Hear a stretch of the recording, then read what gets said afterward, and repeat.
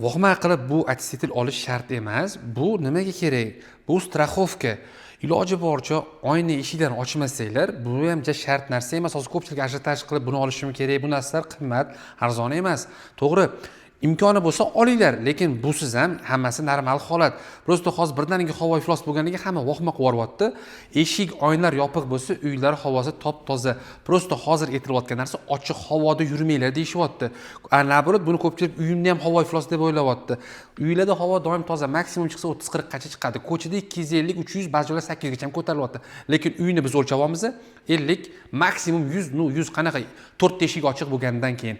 Mana eshikni ochsanglar datchiklar ko'tarilib ketishi mumkin. Mana 006 ko'rsatyapti hozir. Bu sal turib уже oshishi mumkin bemalol. Ko'rasizlar hozir o'zingizlar ham. Hozirgina mana oynalar ochib tashlaganmiz. Загрязненность ko'paygandan keyin datchiklar sekin ko'tariladi уже. Mana 7 bo'ldi. Hozir sekin oshishi boshlanaveradi. Tak, 9, 10 nimaga? Oyna ochiqligini hisobiga.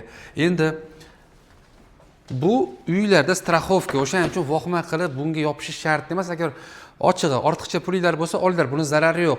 Lekin pul yo'qmi? Muammosi yo'q. Busiz ham bo'ladi. Iloji boricha ochiq havoda yurmanglar, maska taqib yursanglar ham ishlarni bitkazib olinglar.